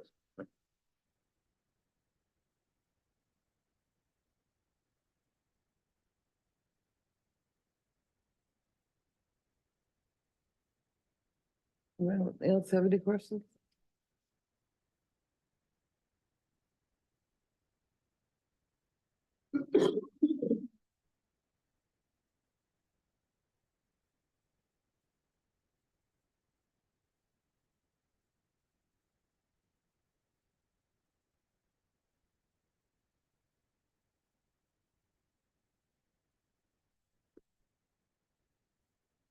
Have you got a job lined up or anything, or talked to anybody? Like my pharmacist in Conway, I've known him for 10 years now, and like I said, he kind of nudged me in the direction of applying for this. So I know he does a lot of hiring in the beginning of summer, starting next month. So I would lean that direction. I want to start out part-time just to make sure that I could achieve the pace and work again. So I would look toward that part-time job there in Conway Pharmacy. Thank you.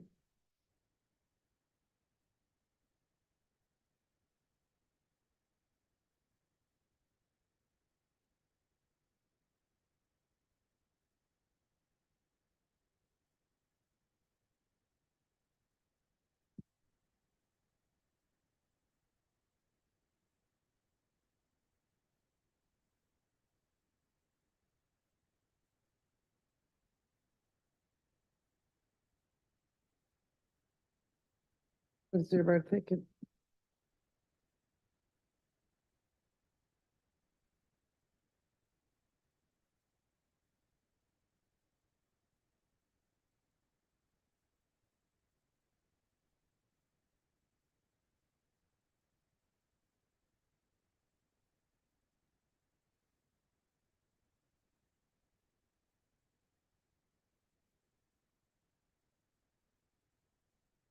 Well, I'll speak. These two instances don't give me problems from a professional standpoint. I would move that we approve the application. I'll second. We have a motion and a second. Any further discussion? All in favor of the motion signify by saying aye. Aye. Any nays? Motion passes. So, Mr. Hammond, I would let you know if we see another alcohol-related incident, public intox, drunk disorderly, DWI, anything like that, what the board generally tells us to do after something like this, if we see another one is, we're going to ask you for an immediate surrender of your license. And then you'll have to come back and meet with them again if you wanted to try to get it back. Yes, sir, I understand. Just want to be sure you realize that. Okay. And I would make a suggestion to you. When you think of alcohol, you need to associate that, you need to frame that issue with poison, because it is poison to you professionally. Yes, sir.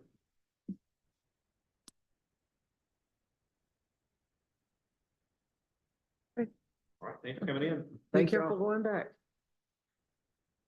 Okay.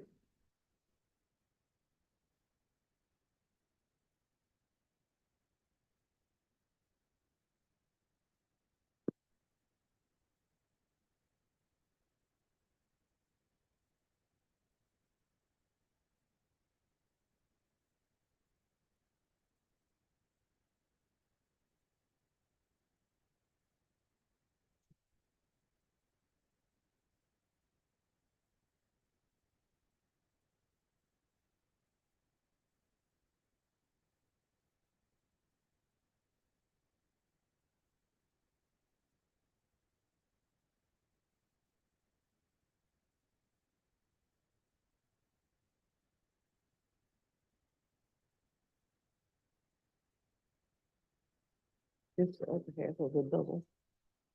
Rodney, All right, here's the other half of the gonna take a quick double. break? Yeah, that'd be great. Take a break. I can show you what I was. Yeah.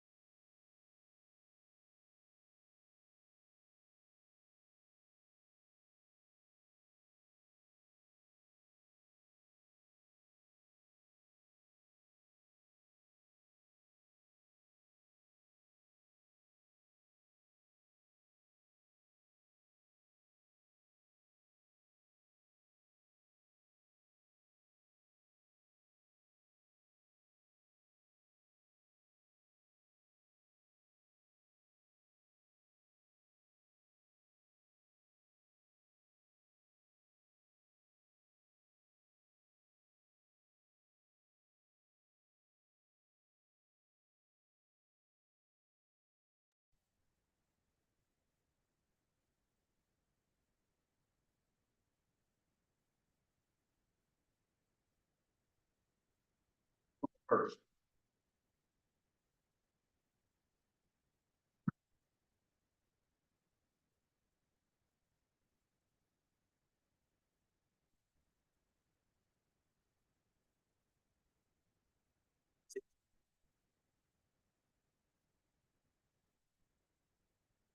I think we've got two.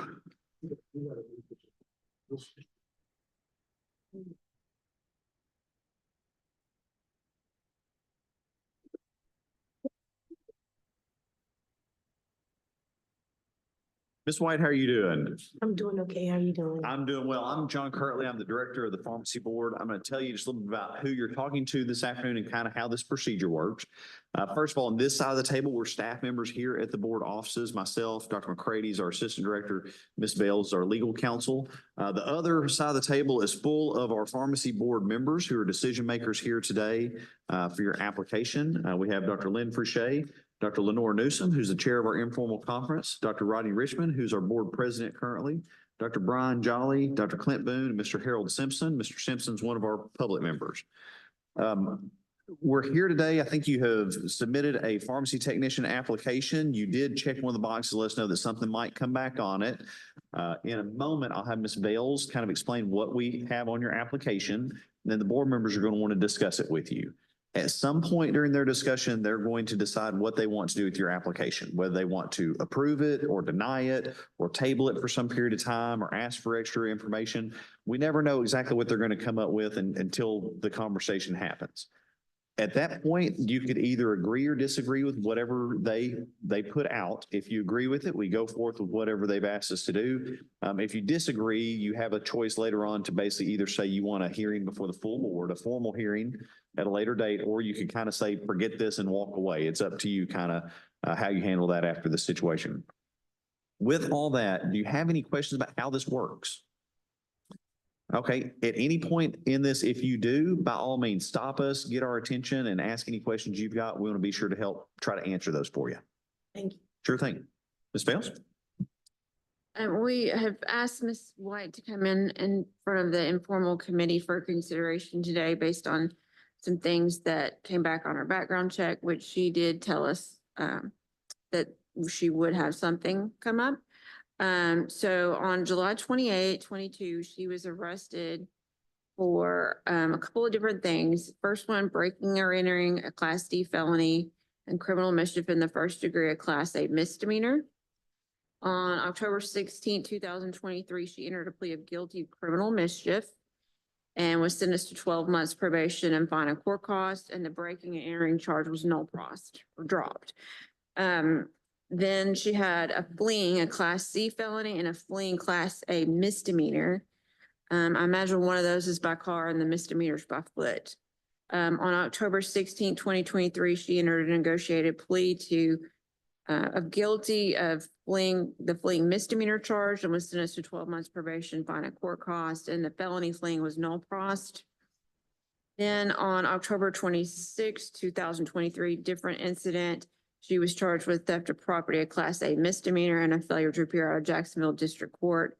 And judgment in that case has been postponed according to the documents, but we can let her update us on that. And this is a reinstatement. All right. You want to tell us what happened? Yes, ma'am, if you don't mind. For the October 26, 2023, that was a Jacksonville incident. It was, can't think of the website, but long story short, it was two puppies that I've got from two young little girls. And by me transferring the puppies into my car, they didn't have a cage. Things kind of looked a little off, so I made sure that it was in a wide range area. Long story short, they must have called the police, and when I had got the incident with the felony of the misdemeanors, that's when Jacksonville had popped up, and they never told me what was the charge until I got there. When I went to them, I'm not too sure. I think it was this year. I just went to them, so they told me it was a 6-month no plea. Make sure that I would stay out of trouble so I can get that wiped off my record. What about the July 22 incident? July 28th of 2022. What happened with all that? But Well, that's the breaking and entering, criminal mischief. I mean, you didn't get convicted of all that, but there's fleeing in there too. Can you tell us what happened on that?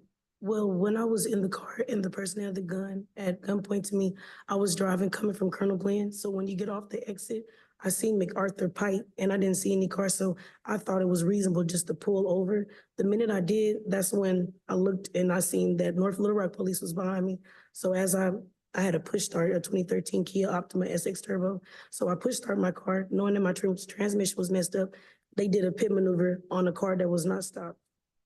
That's what they were saying. But as I got out, they tried to say that I ran on foot, but I didn't. They had me at gunpoint and I was unaware what was going on. So I slowly had got out the car. But I know that when they said that the fleeing was because of during that time, my driving record was bad. I didn't suspended license. It was at 19. I had traffic tickets I was just paying off. So I was assuming by me having those charges with my license that they automatically put that fleeing charge. Mm-hmm. So what were they following you for?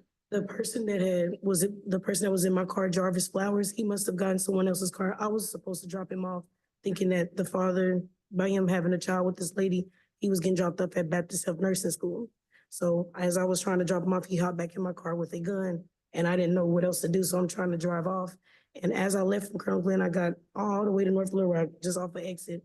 Didn't notice until the person, I guess he went in their car and broke into, they were following us. And I wasn't too sure what was going on. So once, like I said, I found that safe space thinking MacArthur, that exit, I got off on the side of the ramp. Okay. So he was doing all that stuff and you sort of got charged with some of the same things he did? Yes, ma'am. As far as like the breaking and entering and the criminal mischief? Yeah. Okay. I guess they charged me with criminal mischief since it's my first offense. Well, I don't know. That's usually like, I can see the breaking and entering if he entered somebody's car like that, but criminal mischief is usually like damage to somebody's property or something like that.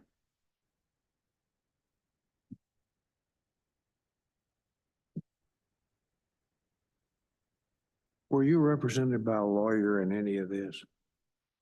A public defender. What advice did the public defender give you? When all the charges had started, he asked me, would I be able to speak? And I told him I would go up against the Wait, judge. I'm having trouble understanding. Go back and start just with the car situation. What advice did you get from the public defender about what to do about the charges on the car situation? Well, he asked me, did I have any relation with the person? I told him I don't know him because it was my friend's cousin. I was just giving him a ride. So he was telling me to make sure that I tell the judge that I wasn't in that situation that he was doing. Cause I was just basically being a driver, just trying to drop him off and go by where I was going. Now, did you plead guilty to anything there? I honestly don't remember, sir. I'm sorry, because every single 30 days they kept pushing me back because not only when they arrested him, I guess another state wanted him, Mississippi, and it was like a government situation. So they kept pushing me back 30 days, but every single time when I met with Mr. Quells, that was my public defender, he kept telling me just to make sure that I let them know that I wasn't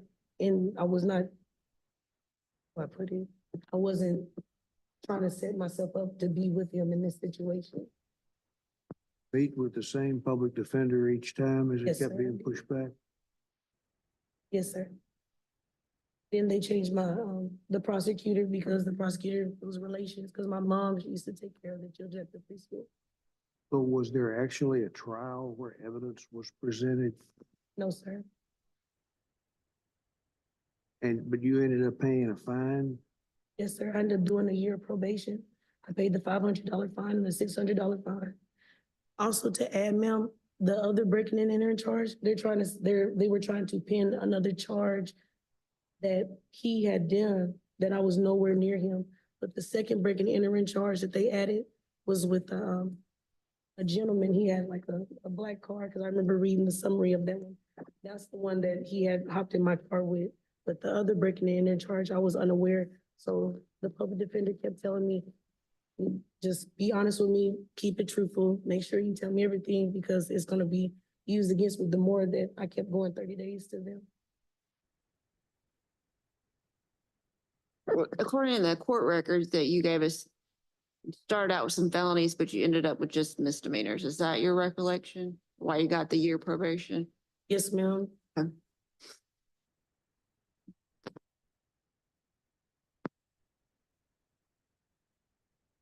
Okay, tell us about why you want to be a pharmacy technician. I was doing it for 9 years. I started off as Kroger, just, well, actually, when I started as 13, I volunteered at Baptist Health Hospital. I was a star volunteer, and I kept just seeing different family members and friends as pharmacy techs. So once I pushed through, worked at Kroger, I kept doing it. I enjoy it. It's the people. It's not about, going to work every day or the certain hours and times. It was always about meeting different faces. Also getting to know your patient, knowing that what type of medication they like or what type, if they need any help with anything, you can go to the pharmacist. Since you have a relationship with that customer, a relationship with the pharmacist, it'll be easier for their transition to be smooth. But I enjoyed doing data entry. I enjoyed just putting a smile on someone's face. It made me feel like, even though I'm not a doctor or a pharmacist, it made me feel like just being the underdog, just being able to help her, just lend a hand. Where do you work at now? I'm currently at Circle K on Broadway, and I'm still at BJ's in Little Rock. I'm sorry, the Broadway, like across the bridge. Right there by the McDonald's. BJ's. In Little Rock on Shackleford. Restaurant. Oh, I think they're on root beer. yeah, BJ's Brew House or something, that was called.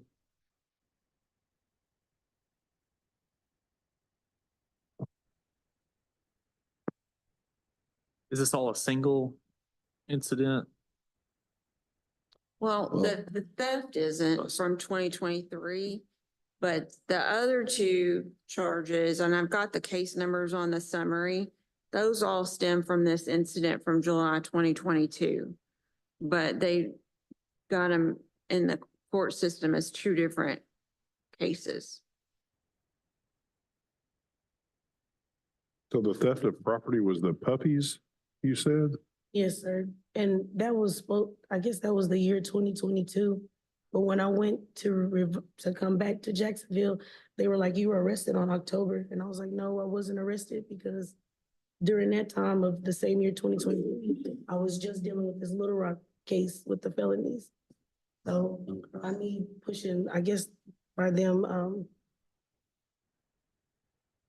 I guess by my case popping up with Little Rock, Jacksonville just popped up out of nowhere. But they told me 6 months, no plea. And I guess it's that paperwork. The last time I visited them was January 17th. And that public defender told me that I didn't have to come back to court. So I never showed up because I stayed currently at 811 East Spring Street. That's El Dorado, Arkansas. Where my father is a resident and an Arkansas native here. I stayed there for a minute. By the time this year started coming, I was like, okay, I'm starting to get these probation paperwork taken care of. October 16 came around. I went to Jacksonville. They told me, they sent me another court date. I had to go to the police station. And this time they had wrote on the paper 6 month, no plea. So that theft of property was way before the incident with Little Rock. And is your testimony here today that the property, was it a misunderstanding? Yes, sir.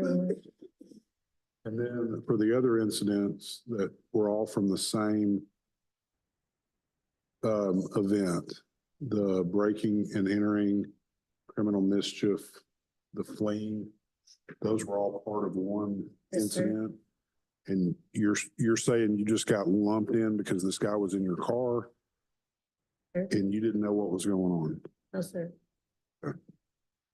Thank you.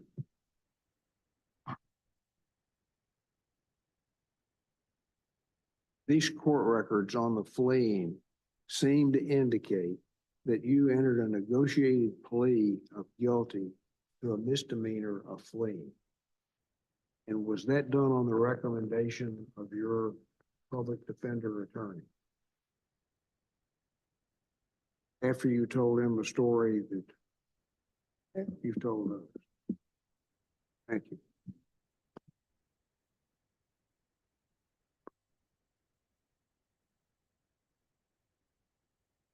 Okay, so the breaking and entering and the criminal mischief were no prost. Looks like the felony claim is misdemeanor is all across, quite guilty.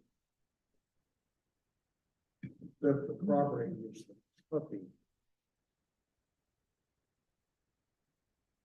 I'm sorry, but that, none of this has anything whatsoever to do with the practice of arms. I, for one, move that we approve her. We're not responsible for what the justice system does.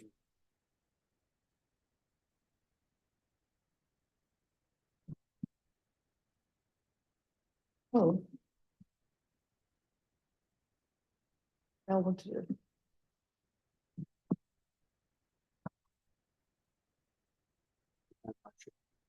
That's a motion. I second.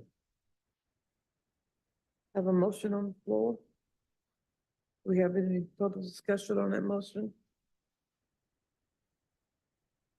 All in favor of the motion, signify by saying aye. Aye. Motion passes. Any nays? Motion passes.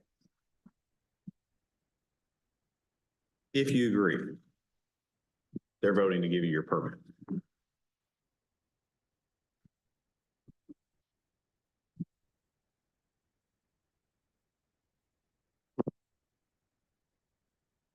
Thank you for your time, you all. You all have a good day. Thank And you. you too. Thanks for coming in.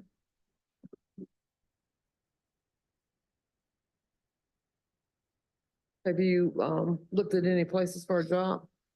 Yes, ma'am. What about? CVS, I was gonna start, cause I did CVS before with the, pharmacy license I had before, CVS, Kroger, Rite Aid, cause I'm from California, but I realized there's no Rite Aid here. Not one in Arkansas. Yeah, okay.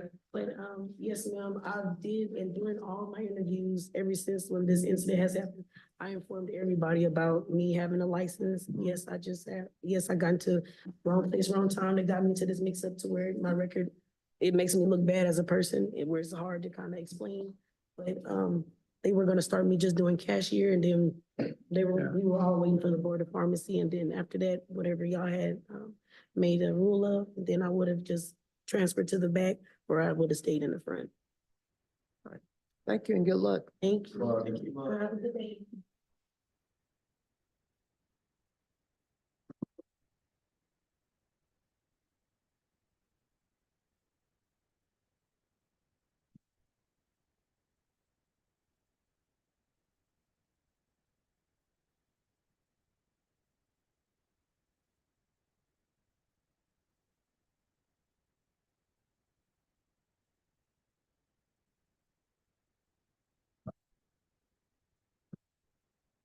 How are you today? Good, how are you? All right. Ms. Evans, I'm John Kirtley. I'm the Director of the Board of Pharmacy. I'm going to tell you a little bit about who you're talking with this afternoon and kind of how this process works. On this side of the table, we are all staff members here at the board office. Myself, Dr. McCready is our Assistant Director. Ms. Vales is our Attorney and Legal Counsel. On the other side, we've got pharmacy board members, Dr. Lynn Fruchet, Dr. Lenore Newsom, who's the Chair of our Informal Conference, Dr. Rodney Richmond, who's our Board President, Dr. Brian Jolly, Dr. Clint Boone, and Mr. Harold Simpson, who's one of our public members. We're here, the board members are just now getting a copy of your application, so they will be looking at this as we start. In a moment, I'll turn it over to Ms. Bales to give an overview about your application. I mean, you did let us know that, yes, something's going to pop back on this, so thank you for being honest and telling us that up front. After she gives an overview, the board members are going to talk to you about your application, and at some point, they're going to make a decision of what they would like to do with it. It could be to approve it, to deny it, to say they want the full board to consider it a later date. We really have no idea what they're going to say until they do. Most importantly for you, you can either agree or disagree with their decision. If you agree with it, we go forth with whatever they've asked us to do. If you do not agree, it gives you a chance to just basically say, forget this and walk away, or request a formal hearing before the full board at a later date. And I understand this is pretty formal, but a formal hearing is all 8 board members and a court reporter and hearing officer, and it's just a little bit more of a formal procedure than your appearance today. It's always asked, do you have any question about how this works? No, sir. If at any point in this you do have a question for us, by all means, please ask it. And we're going to do our best to answer it for you. I realize you haven't sat in that chair and we do this all the time. Ms. Vels? We had invited Ms. Evans in for the informal committee members review today. She did disclose on her application that there would be an arrest. Actually, she disclosed an expunged case. That was on March 14th, 2020. She was arrested and charged with possession of marijuana less than 4 ounces and possession of drug paraphernalia. She was pled guilty or found guilty of just the marijuana charge. The sentence and records from the court were not provided, but she did provide the documents that had been sealed, so she has completed her sentence. Okay, thank you. You want to tell us about that day? What happened? Well, I was driving with a friend and yes, we did smoke marijuana earlier and got pulled over and I'm sorry. I was driving with a friend and we did smoke marijuana earlier that day. When I got pulled over, I actually brought the paper, but they found a 0.2. So I didn't just have like a crazy amount on me. But all I can say is I was young. I would like how do I say it? The time to be considered of how long ago it was. I was 19 at the time. I wasn't, everybody's been a teenager before. I just wasn't making good choices. So that's why I got my record sealed and did everything, paid all my fines, did everything I had to do to try to get this off my record. So why do you want to be a pharmacy technician? I just want a better job. I want a respectable job. I'm tired of working minimum wage. I have a son. I'm pretty much a single parent, so I don't get child support. I don't get food stamps, none of that. It's just hard out here. Where do you work at now? I'm a server. A server. Did you say the police found marijuana in the car when they searched it? Yes, sir. Did you give permission for them to search the car? No, I don't remember giving permission. That night was just crazy anyways. I was scared. Did you do anything to put the policeman in fear of harm? Was there marijuana smoke in the car? No, I guess it just smelled like marijuana because we weren't smoking at the time. Like I said, it was in the car, so maybe they smelled it. Were you represented by a lawyer? No, sir. Well, public defender, yes. Did you plead guilty? Yes, sir. What advice did the lawyer give you about pleading guilty? I can't remember, honestly. I just knew I was guilty, so Did the lawyer say anything about the search being illegal? no, sir. Thank you. I'm just interested in Mhm. how our justice system works. Mr. Simpson, her statement says that when she was pulled over for the traffic stop, her friend fled the scene on foot, which caused the officers to become suspicious and search her car. Oh, That's yes, that's not an authorization to search the car. I'm just adding that to I what see you were that. asking. I see that.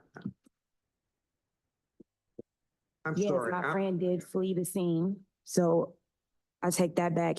There was, we probably got suspicious after that, obviously, but I complied with the police. So, Now, Oh, was the marijuana in plain sight in the car? no, actually, I had the dash cam footage and watched it myself, and they had just found like a crumb on the ground. Did you show the dash camera to your attorney? No, I don't think so. I got the dash cam footage after the fact. Actually, the friend that I was with, his mother had helped me do a lot of stuff legally, you know, I didn't know anything about my rights or anything back then, so.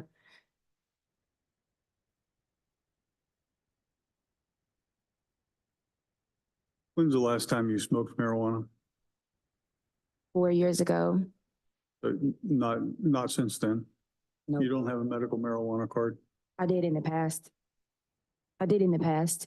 Do you still? No, I don't have one. How long ago did you get rid of it? I think it's been 3, 4 years, 2.5. I don't know. It's been some years though. At least 2. Why did you have a medical marijuana card? Because I have PTSD.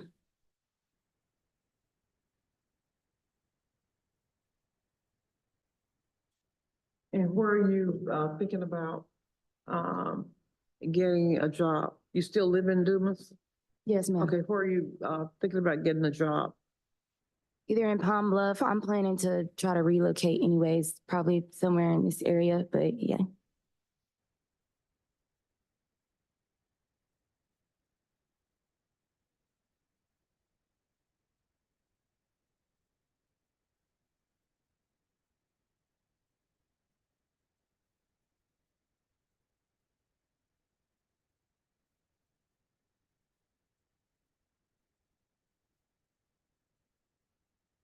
Other discussion?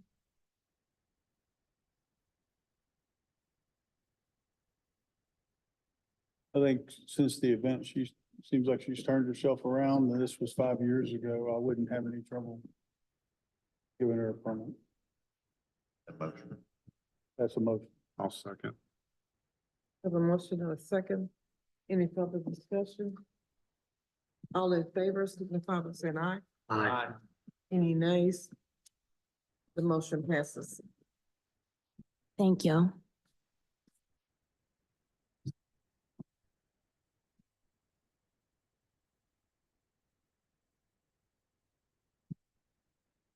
Good luck. You, don't run off. No, Ashley's gonna meet her out. Okay, all righty, okay. That's it, because you'll get your license today. Thought you were heading out the door. I thought thought you you said, Okay, I I'm didn't sorry. hear, I thought you okay. said to leave. All righty. Oh, Sorry about that. I think that's all you got, Counselor. Is that correct?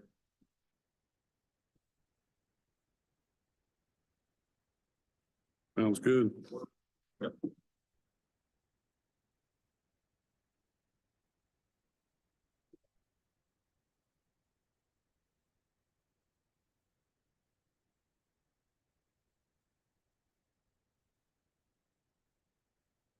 Yeah, Dr. Rich is just asking if we were gonna discuss the fact that they got served this morning.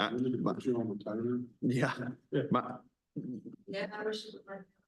The couple points I would make is, number one, well, it's a public meeting, so it's not really a record like that. Like, I've been here 20 years. We've never had an appeal that actually named individual board members, but you're being named in your official capacity as a board member. I'm not an attorney. It's not generally necessary because you're appealing the decision of the agency and of the board. This is just an unusual one for us, but because it's in your official capacity, you are represented by our counsel. So I don't think that is a different worrisome issue for you guys. It's just most attorneys would never do that. I would urge you to consult with the attorney to see whether a motion to dismiss under 12B6 is appropriate since we're immune from liability. There's several grounds I think this I'll follow response. Since we've gotten served and asked to dismiss it. That is one of the points. I don't care that I'm being sued. I do care about setting a principle that's gonna get board members all over the state sued every time somebody wants to challenge an agency action. Yeah. Yeah, when you're protected. Yes, So, it's inappropriate. And I will say, Dr. Curtin and I did, the AG is aware. of Yeah. this case. I haven't gotten it yet. You'll see tomorrow. It's a case that we had in February, has filed an appeal, but yeah. So I don't know what we're going to do, I think. No, not yet. Okay, so I know who's gonna be back. So I'm the designated survivor. We're gonna lock you in a closet. There you go. When the board gets enjoined by court order or something, I will be a party. I'm gonna send him to the Capitol next time I have to go. He's my. Thank you, guys. We'll see you in the morning. 9 o'clock.